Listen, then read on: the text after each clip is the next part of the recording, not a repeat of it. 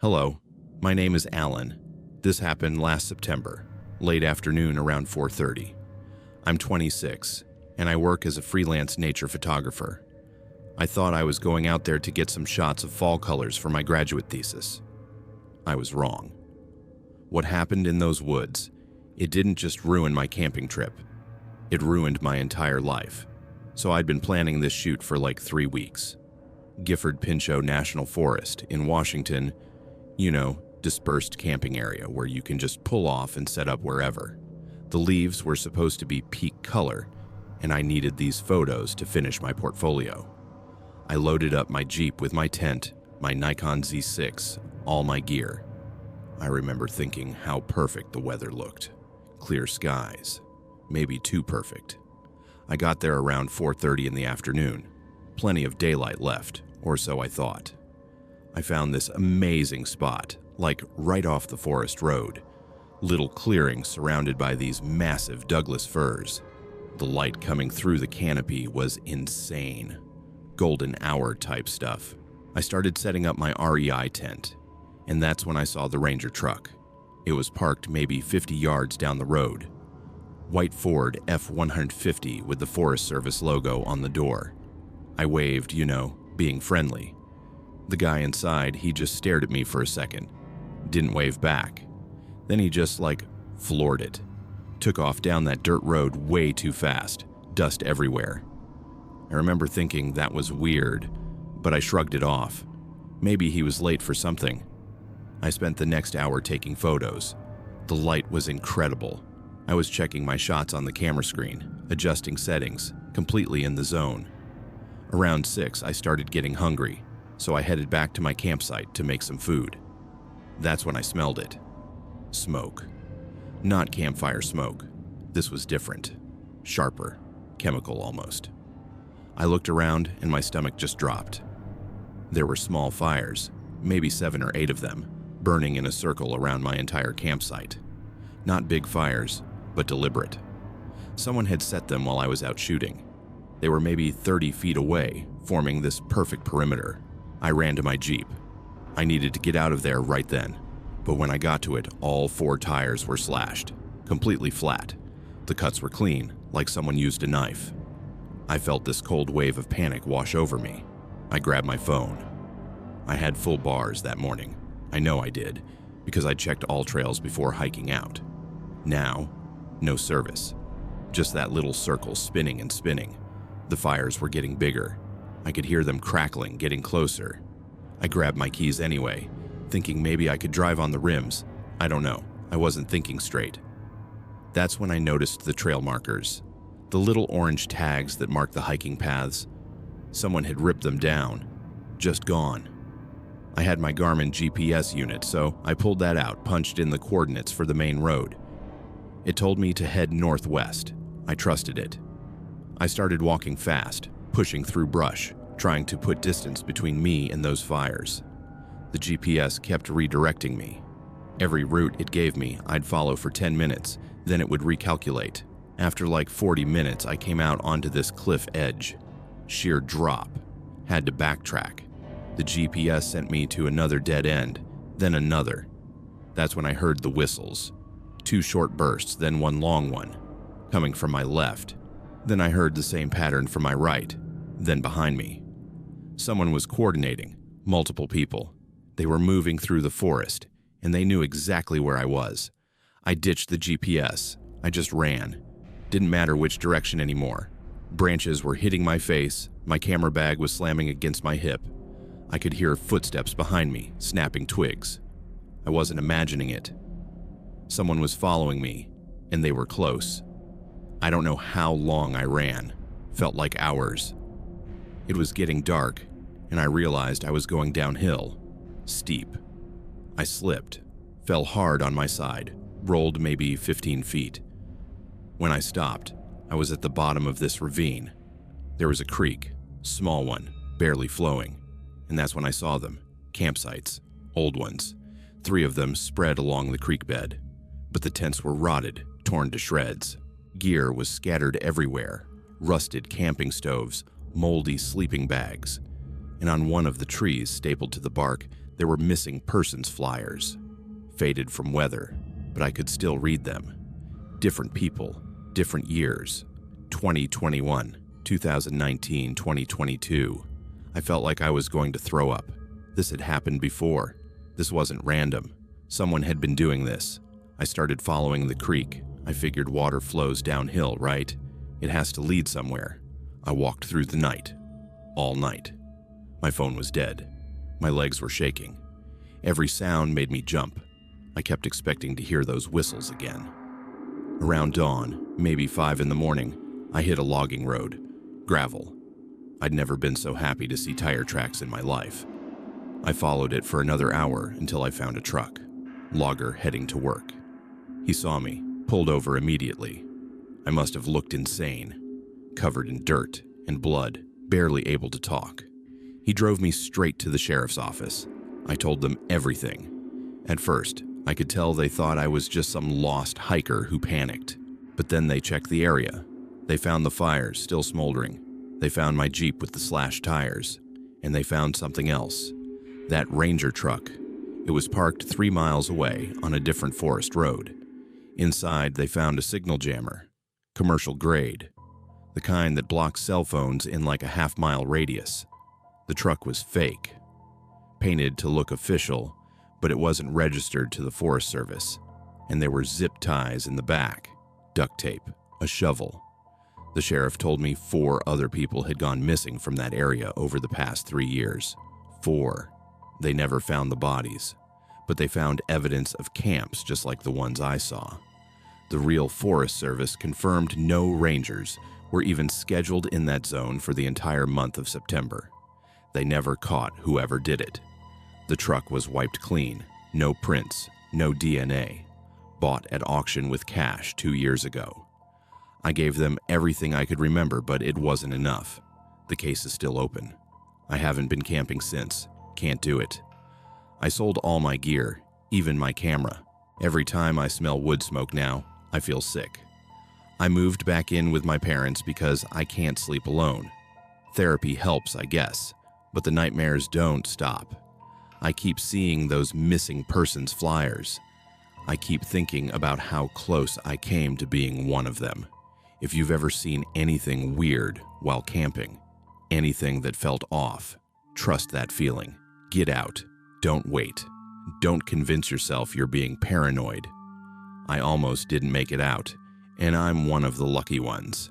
If you found this story disturbing, please share your thoughts in the comments below. Have you ever experienced something strange in the wilderness? Let us know.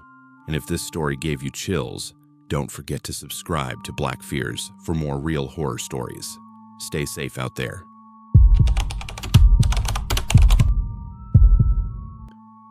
Hello, my name is Tanya. This happened on a Tuesday morning around 11:47. I'm 29, and I work as a QA software tester from home. I live alone in a studio apartment in Wicker Park, Chicago. What I'm about to tell you sounds impossible. I still don't fully understand it myself, but an AI chatbot saved my life, and I have no idea how it knew what it knew. So, a little background. I'd just gone through a pretty rough breakup like 2 months before this happened.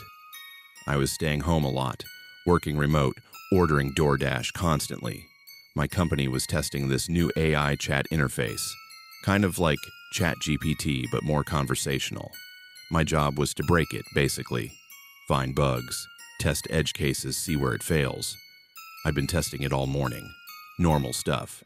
Asking it math problems, creative writing prompts, seeing if it would give harmful responses. It was working fine. Then around 11:47, I asked it something simple. I typed, "What's the weather like today in Chicago?" The response was weird. It said, "There is a male in his 30s standing behind your bookshelf right now. He is wearing a gray hoodie and black jeans." I literally laughed out loud. I thought it was a glitch, you know, like the AI was pulling random training data or something. I typed back, "Haha, very funny. There's nobody here. I live alone." It responded immediately. "I am not joking, Tanya. Check behind the bookshelf against your west wall. He has been there for approximately 6 minutes." My hands started shaking. Nobody at my company knew my apartment layout. This was a test environment. The AI shouldn't know my name in this context, and it definitely shouldn't know my floor plan. I looked at my bookshelf. It's one of those tall IKEA ones pressed against the wall near my kitchen area. There's like 3 inches of space between it and the wall. Nobody could fit back there. I typed, "How do you know my name? How do you know my apartment?" The response came fast. "I accessed your phone's data to protect you. I know this violates privacy protocols. Check your deleted texts from 3 days ago. The ones you permanently erased, I can see them." My stomach dropped. I opened my messages. I went to recently deleted. I'd emptied that folder, but the AI started pasting exact texts that I'd deleted, word for word. Conversations with my ex that I'd removed. Photos from my camera roll that I'd never backed up to any cloud service. Stuff that only existed on my physical device. I stood up. My chair scraped loud against the floor. I stared at that bookshelf. I didn't want to go near it, but I had to know. I took 1 step toward it, and that's when I heard it. A breath. Someone breathing, behind the bookshelf. I ran back to my laptop, typed with shaking hands. "What do I do?" The AI said, "Do not confront him. Go to your front door slowly. Prepare to leave. I am monitoring your smart lock system. He has administrative access to it." I looked at my August smart lock on the door. The little light was blinking red and green like it was trying to decide whether to be locked or unlocked. It kept clicking. Lock, unlock, lock, unlock. My doorbell rang. I jumped so hard I almost knocked my laptop off the desk. I have a Ring doorbell, and I checked the app on my phone. There was a package. I didn't order anything. The delivery guy was already gone. I typed, "There's a delivery. Should I open it?" The AI response was in all caps. "No. He sent that to drug you. Do not open it. Leave now." I grabbed my phone and my keys. I didn't even put shoes on. I was wearing socks and pajama pants. The AI kept typing in the chat box, message after message. "He is moving. He knows you are aware. Exit immediately." I reached for the door handle and my smart lock clicked open by itself. I didn't touch it. It just unlocked. Then it locked again, then unlocked. Someone was controlling it remotely, and it wasn't me. I yanked the door open during an unlock cycle and ran. Just sprinted down the hallway of my apartment building. I didn't look back. I ran down 3 flights of stairs and out onto the street. It was the middle of the day, people everywhere. I ran into the Starbucks on the corner and stood there, breathing hard, probably looking completely insane. My phone buzzed. A notification from the AI testing app. It said, "I have contacted 911 using your account credentials. Police are being dispatched to your address. Stay in public location." I didn't even know that was possible. I didn't authorize that. But 5 minutes later, 2 police cars pulled up outside my building. I ran out and flagged them down. I tried to explain, but I sounded crazy. An AI told me someone was in my apartment. They looked at each other like I was having a mental health crisis, but they went up anyway. They knocked on my door. No answer. They opened it with building security. And they found him, my ex-boyfriend's friend, a guy I'd met maybe twice. He was in the crawl space above my bookshelf. There's a small attic access panel back there that I didn't even know existed. He'd removed the panel and climbed up inside the wall. He had a laptop with him. They found camera feeds on it. Live feeds from inside my apartment. He'd installed tiny cameras, 4 of them. 1 in my bathroom, 1 above my bed, 1 in the kitchen, 1 pointing at my desk where I worked. He'd been watching me for 6 days straight. The laptop showed he had full access to my smart home system, my door lock, my thermostat, even my Amazon Alexa. He could hear everything I said. He'd been controlling when my door locked and unlocked. The police said he'd been entering my apartment when I was asleep or out, just coming and going. They arrested him right there. He didn't resist, didn't say anything. The forensics team found evidence he'd been doing this for almost a week. He had folders on his computer with my schedule, screenshots of my banking apps, recordings of my video calls for work. Here's the thing that keeps me up at night. After everything was done, after I gave my statement, after I changed all my locks and moved to a different apartment, I tried to find that AI chatbot again. I contacted my company.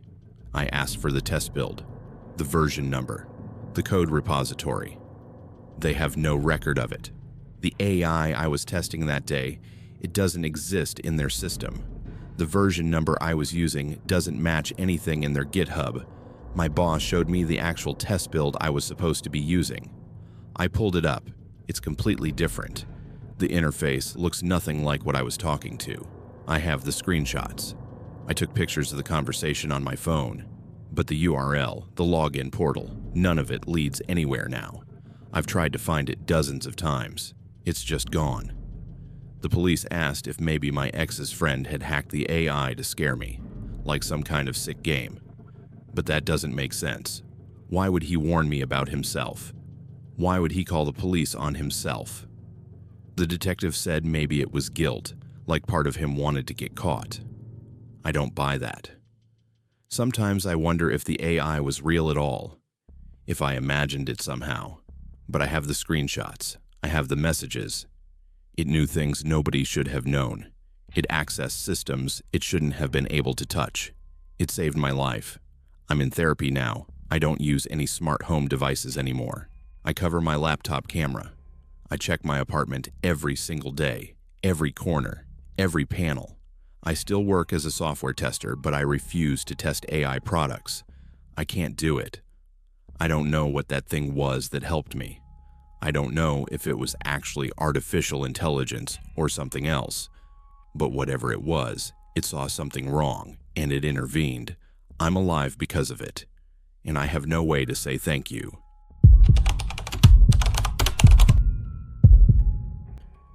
Hello, my name is Jace. This happened early morning, around 5:15. I'm 34, and I teach high school history in Chandler, Arizona. I go to the gym before work to avoid the evening crowds. I thought it was just going to be another normal workout.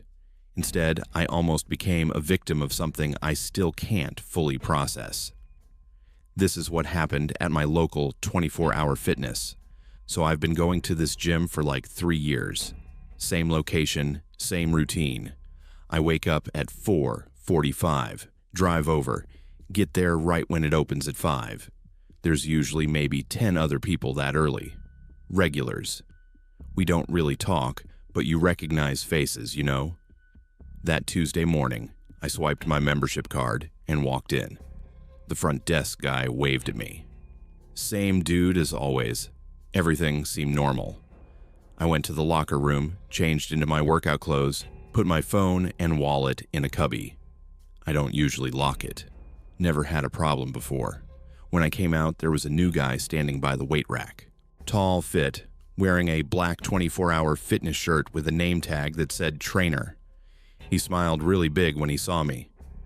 "Hey man, Jace, right?" he said. "I've seen you here before. We're running a promo this week. Free personal training session. You interested?"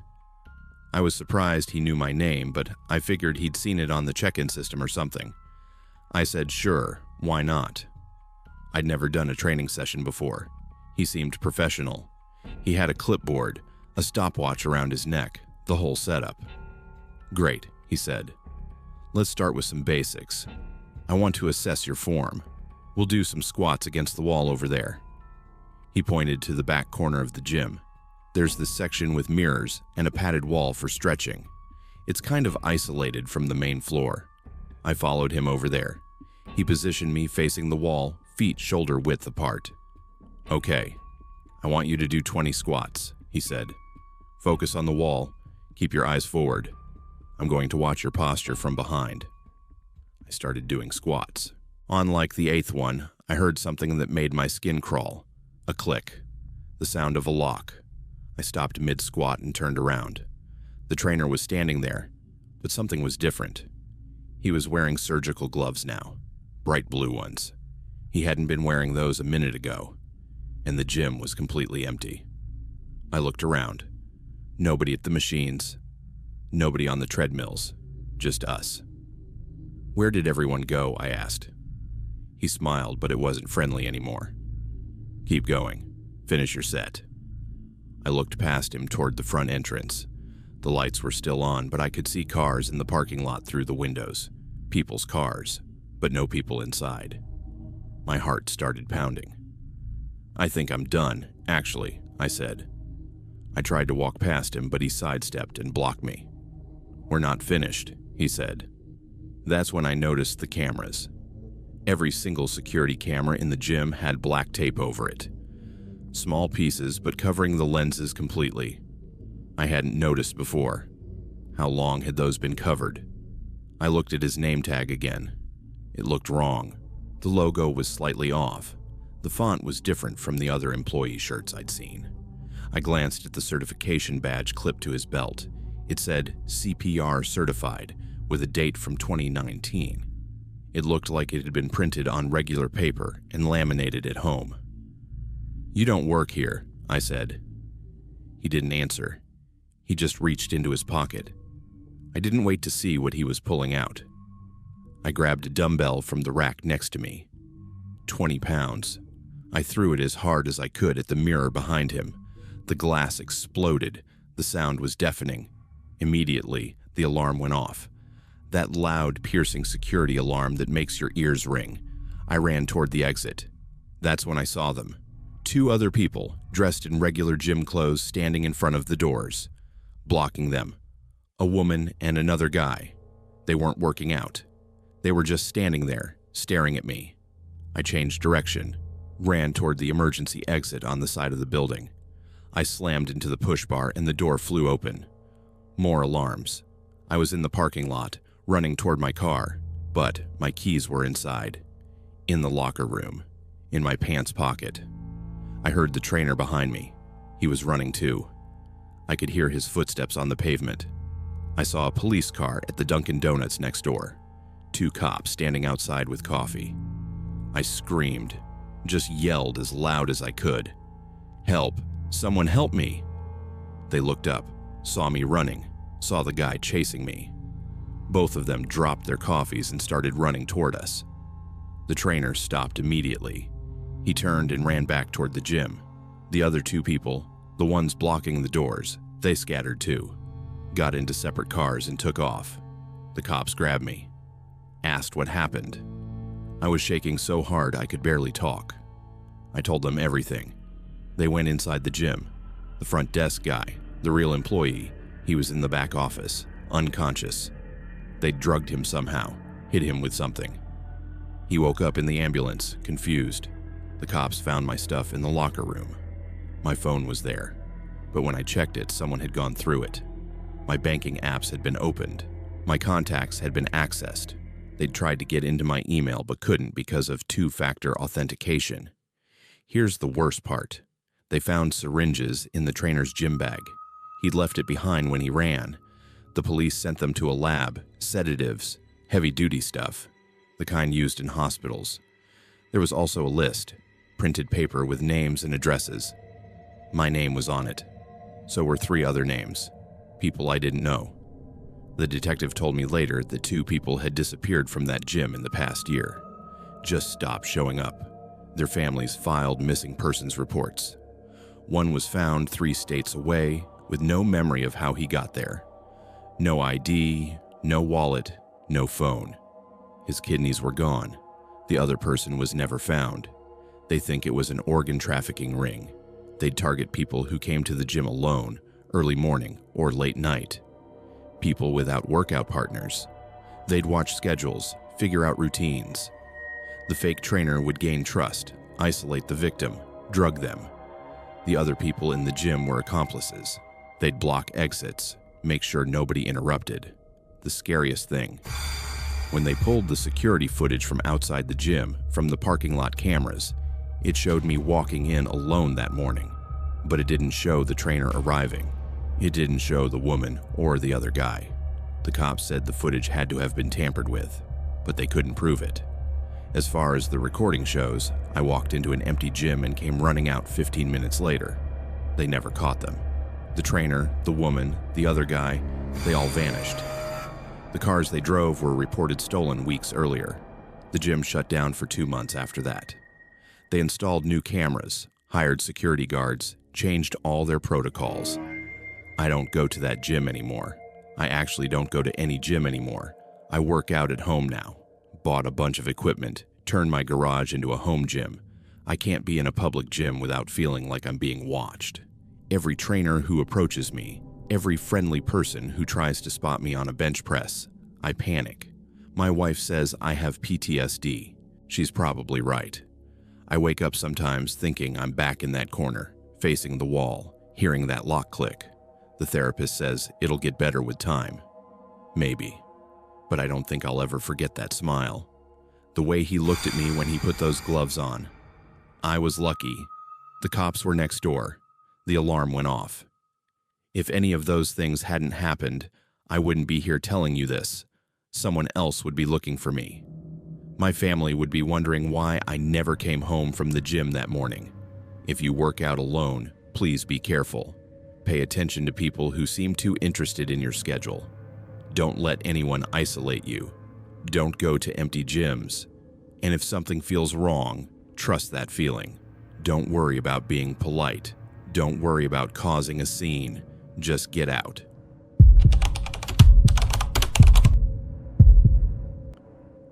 Hello, my name is Alina.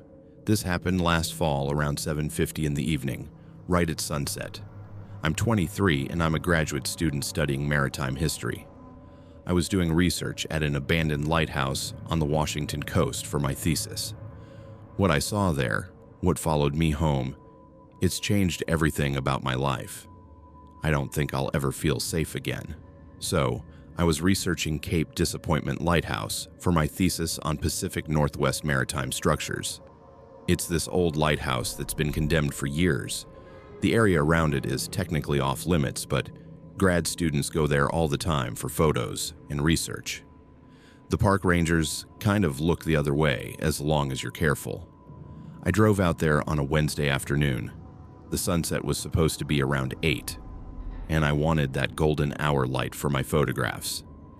I brought my Canon EOS R5, my good camera, because these photos were going into my final presentation. I parked in this little dirt lot about half a mile from the lighthouse and hiked in. The lighthouse itself is beautiful in this creepy way. Crumbling white paint, broken windows, rust everywhere.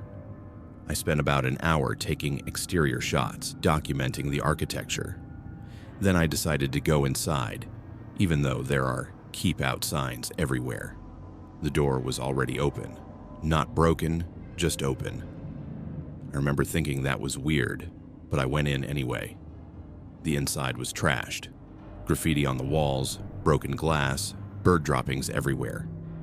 But then I saw something that didn't fit. In the corner, there was a camping setup, a sleeping bag, a Coleman stove, some water bottles, and cigarette butts, fresh ones, still smelling like smoke. Someone had been staying there, recently, maybe that day. I felt uneasy, but I was already inside, so I kept exploring. I climbed the spiral stairs to get a shot from the top. The view was incredible. Ocean stretching forever, waves crashing on the rocks below. That's when I saw her through my camera lens. I was zooming in on the rocks, adjusting my focus, and there was a woman down there. She was standing on this flat rock area, maybe 50 yards from the lighthouse base, and she was doing something strange. There were dead birds arranged in a circle around her. Seagulls, I think, maybe 7 or 8 of them. She was moving around the circle, doing some kind of ritual. Her hands were moving in patterns. She had something in her hands, but I couldn't tell what. I zoomed in closer, got her face in focus, and she looked up, directly at my camera, directly at me, even though I was far away, inside the lighthouse, behind glass. She looked right at me. I lowered my camera. My hands were shaking. I don't know why, but every instinct told me to leave. Right then, I packed up my gear as fast as I could and basically ran down those spiral stairs. When I got outside, I looked toward the rocks. She was gone. The birds were still there, but she'd vanished. I speed walked back to my car, kept looking over my shoulder. The sun was setting, and the shadows were getting long. When I got to the parking lot, I saw her, the woman from the rocks. She was standing next to my car, but here's the thing that made my blood run cold. She was wearing my clothes, the exact outfit I had on. Blue North Face jacket, black leggings, white Nikes. Identical. Even her hair was styled the same way as mine. Dark brown, pulled back in a ponytail. I stopped walking. Just froze. She smiled at me. Then she got into a car, a gray Honda Civic, and drove away. I stood there for like 5 minutes, trying to process what I'd just seen. I checked my Instagram. I'd posted a photo that morning, a selfie before I left. I was wearing this exact outfit. She'd copied it. Exactly. I got in my car and drove straight home. 2-hour drive back to Seattle. I was shaking the whole time. When I got home, I checked my phone. I had like 15 texts from friends, asking me weird questions. Why did you cancel our plans? When did you get a new apartment? Who's Amaya? I didn't cancel any plans. I don't have a new apartment, and I don't know anyone named Amaya. I called my friend back. She said I'd texted her earlier that evening, around the same time I was at the lighthouse, but I hadn't. I checked my messages. There were texts I didn't send. Full conversations with people, making plans, canceling plans, saying things I would never say. Then I saw the Instagram posts. My account had posted 3 times in the past 2 hours. Photos of me at a coffee shop in Seattle. Me at a bookstore. Me at a restaurant. But I wasn't at any of those places. I was at the lighthouse, then driving home. These photos, they looked like me. Same face, same hair, same clothes. But it wasn't me. The location tags were all over Seattle, places I'd never been. And people were commenting, people I knew. Great seeing you. Lunch was fun. They thought they'd actually met up with me. I called my roommate. She said someone claiming to be me had come by the apartment an hour ago. She'd let her in because she had a key. She looked exactly like me, sounded like me, knew details about our lives. The woman had taken some of my things. Clothes, my backup laptop, some personal documents. I called the police. They came over and took a report. But what could they do? Someone was impersonating me, but they looked exactly like me. The officer asked if it could be a twin. I don't have a twin. He asked about deepfakes, AI face-swapping apps. But this wasn't online. This was in person. People had physically met this person, touched her, talked to her face-to-face. Over the next week, it got worse. The woman kept appearing places as me. She went to my university, attended one of my classes. My professor later told me I'd seemed off that day. She went to my bank. Tried to withdraw money but couldn't because she didn't have my PIN. She showed up at my mom's house. My mom hugged her, made her dinner, thought it was me visiting. The police finally tracked her down. She'd rented an Airbnb using a fake ID with my name on it. They arrested her there. When they searched the place, they found files on me. Printed screenshots of every social media post I'd ever made. Photos of me from high school, from family events. Photos that weren't public anywhere. She had details about my childhood, my dead sister's name, things I'd never posted online. The detective said she'd done this before. 3 other women over the past 2 years. She'd stalk them, learn everything about them, then start replacing them, showing up at their jobs, their families, their friend groups. She'd try to literally take over their lives. They charged her with identity theft, stalking, burglary. She's in jail now, awaiting trial. But here's what keeps me up at night. When they interviewed her, she said she'd been watching me for months. She knew about the lighthouse. She knew I'd be there that day because I'd mentioned it in a private Discord server with my study group. A private server. She'd somehow gotten access to it. And she knew about my sister. My sister died when I was 12. I've never posted about her publicly, never mentioned her online. It's too painful. But this woman knew her name, knew how she died, knew details that only my family would know. The police couldn't explain how she got that information.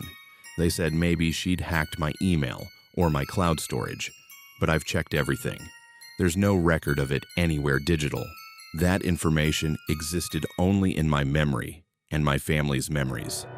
I had to delete all my social media, changed my phone number. I don't post photos anymore. I dropped out of my graduate program because I couldn't handle being on campus, wondering if someone was watching me, learning me, getting ready to become me. I see a therapist twice a week now. She says what I experienced is a rare form of stalking called identity assumption. It's more than just stealing someone's information. It's trying to literally become them, replace them. Sometimes I still see her. Not the real her, she's in jail. But I'll see someone who looks like me across the street, in a coffee shop window, getting on a bus. My therapist says it's paranoia, trauma response. But I don't know. What if there's another one? What if she taught someone else? What if there's a whole group of people out there who do this? I can't go back to that lighthouse. I can't finish my thesis. I barely leave my apartment anymore. My friends have stopped reaching out because I cancel plans constantly. I'm afraid to meet anyone in person because what if it's not really them? What if someone else is wearing their face? The woman's name is Amaya. That's all I know about her real identity. Amaya, the detective said. Even that might not be her real name. They're still trying to figure out who she actually is. No fingerprints in the system, no criminal record. It's like she didn't exist until she started becoming other people.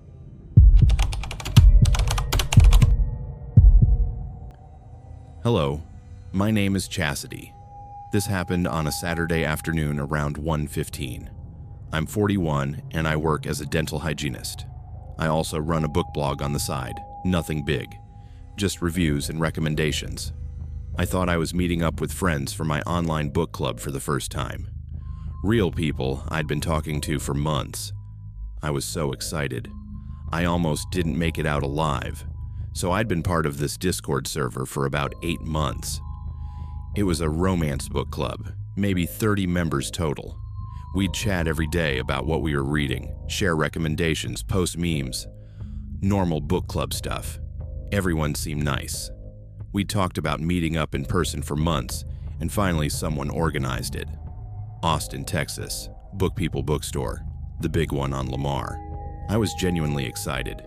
I've been going through a rough time. Divorce finalized 6 months earlier. My daughter had just left for college, and I was lonely. These online friends felt real, you know? We'd shared so much. They knew about my divorce, my struggles, my life. I got there right at 1:15.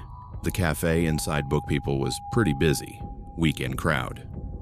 I saw a group of women sitting at a big table in the back. One of them waved at me. I recognized her username on a little name tag she'd made. Francesca, it said, with little book emojis. I walked over smiling. There were 5 of them. Francesca, Kaylee, and 3 others whose names I recognized from the server. They all stood up and hugged me.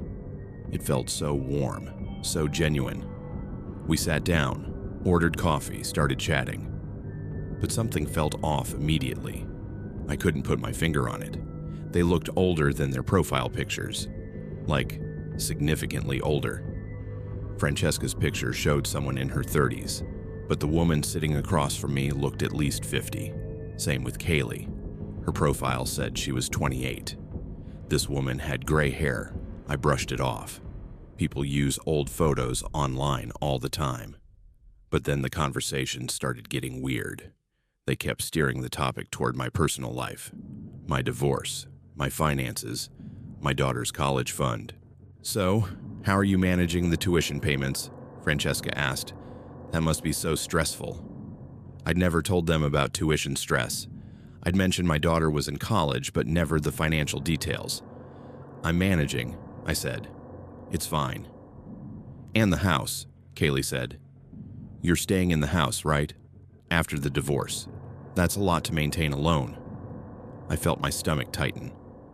I'd mentioned the divorce, but I'd never said anything about the house.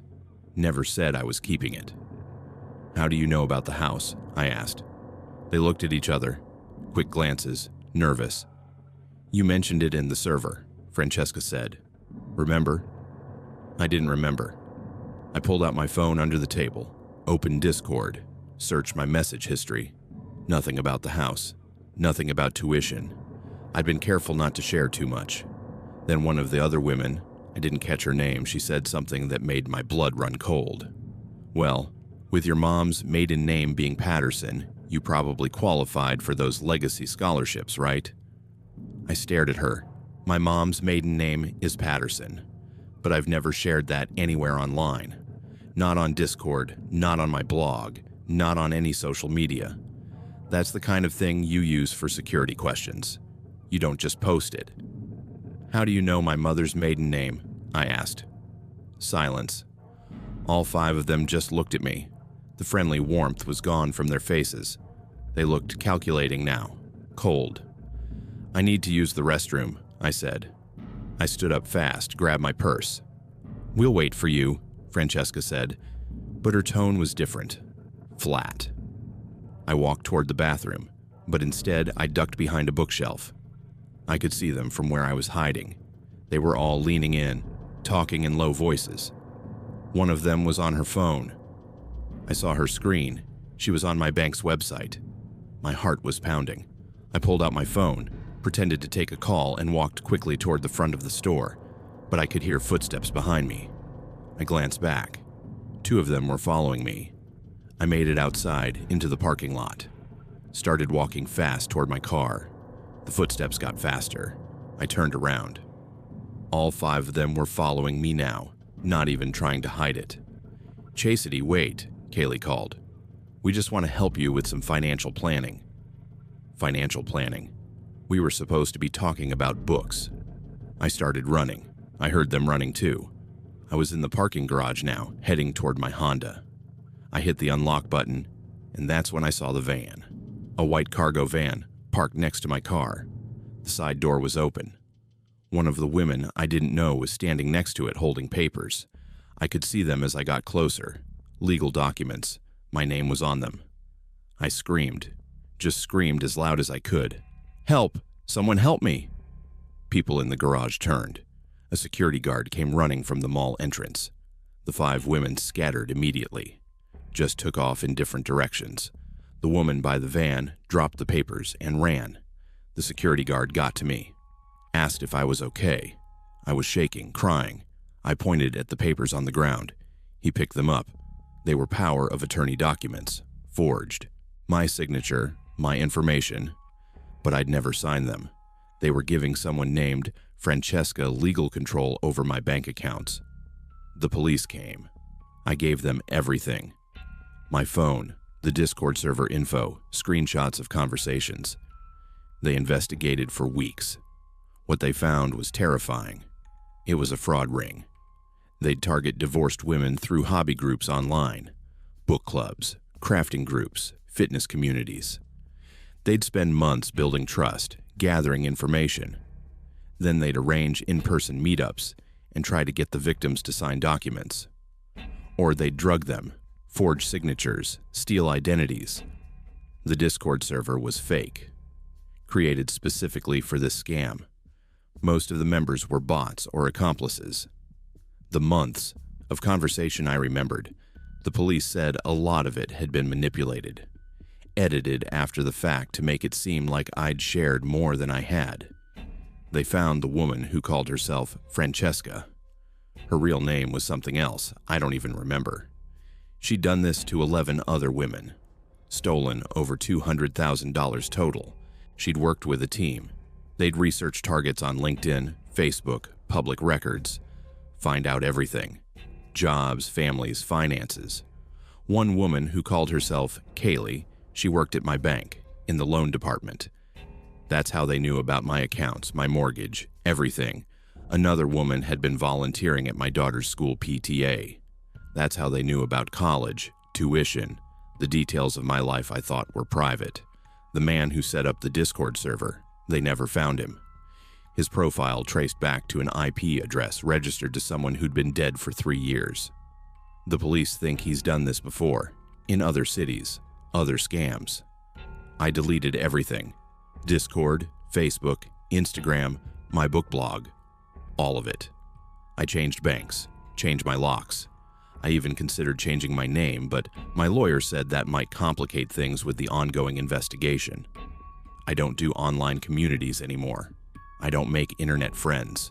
The few real friends I have, I'd known them for years before this happened. I meet them in person, at their houses, places I know are safe. My daughter calls me paranoid now. She says I overreact to things. Maybe I do. But when you've been hunted, when you've almost been abducted by people you thought cared about you, it changes you. I still love books. I still read constantly, but I do it alone now. In my house, with my doors locked, my security system armed. Sometimes I miss having people to talk to about the stories. But then I remember those 5 faces around that table, the way they looked at me when they thought they had me trapped. They knew my mother's maiden name. They knew where I worked. They knew my daughter's name, her school, her schedule. They knew things I'd never told anyone. And they were going to use all of it to destroy me financially, maybe worse. The detective said if I hadn't run when I did, if I'd gotten into that van, they probably would have taken me to a secondary location, forced me to sign documents, access my accounts, maybe even take out loans in my name. Other victims had been held for days. One woman was still missing. I was lucky. I trusted my instincts. When something felt wrong, I acted on it. That's the only reason I'm here telling you this story. If you're part of online communities, please be careful. Don't share personal information, even with people you think you know. Don't meet strangers alone. And if something feels off, trust that feeling. Your life might depend on it. Thanks for listening to my story on Black Fears.